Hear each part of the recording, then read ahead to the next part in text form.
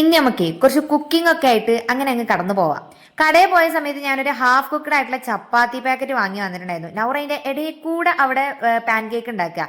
അല്ലെങ്കിലും ഉണ്ടാക്കുമ്പോൾ എല്ലാവരും കൂടി ഒരുമിച്ചാണ് ഉണ്ടാക്കും, അല്ലെങ്കിൽ ഒരുമാതിരി ദാരിദ്ര്യം പിടിച്ച അവസ്ഥയായിരിക്കും. അങ്ങനെ പാൻ ഇതാ വെച്ച് നമ്മളെ എണ്ണ ഒഴിച്ച് അതിക്ക് നമ്മൾ ഉള്ളിയും തക്കാളിയും പച്ചമുളകും കറിവേപ്പിലിട്ടൊന്ന് വഴറ്റി കൊടുക്കേണ്ടത് മാത്രമേ വരെയും ഉണ്ടായിരുന്നുള്ളൂ. ഉള്ളത് വെച്ച് തട്ടിക്കൂട്ടിയൊരു സാധനം ഉണ്ടാക്കുകയാണ്. പിന്നെ അത് അതിൻ്റെ ഇടയിൽ കൂടെ ഒരുത്തം വന്നിട്ട് എന്തൊക്കെയോ കുറെ കമന്റ് അടിക്കും, ഉണ്ടാക്കി വെച്ച ഇടയിൽ കൂടെ വന്നിട്ട് തിന്നും. എനിക്കാണെങ്കിൽ അതിലേറെ ദേഷ്യമുള്ള കാര്യം വേറെ ഒന്നുമില്ല. പിന്നെ നമ്മൾ മസാലപ്പൊടികൾ ഇട്ട് കൊടുത്തു, നമുക്ക് ഇഷ്ടമുള്ള എല്ലാതരം മസാലപ്പൊടിയും വാരി പൊറിക്കാണ്ട് ഇട്ട് കൊടുക്കുക. അതിൻ്റെ ഇടയിൽ കൂടെ ഒരുത്തി കുളിയൊക്കെ കഴിഞ്ഞ് ഇതാ കയറി വരുന്നുണ്ട്.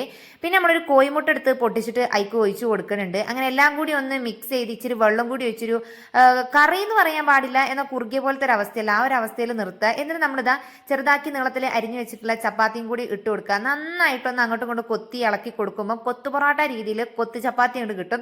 സംഭവം നല്ല കിടിലൻ ടേസ്റ്റ് ആട്ടോ. ഞാൻ ഫസ്റ്റ് ടൈമാണ് ട്രൈ ചെയ്യുന്നത്. പിന്നെ നൗറാൻ്റെ പാൻ കേക്ക് ഉണ്ടായിരുന്നു. അപ്പോൾ അത്രേ ഉള്ളൂ. ഇഷ്ടപ്പെട്ട ലൈക്ക് ചെയ്യുക.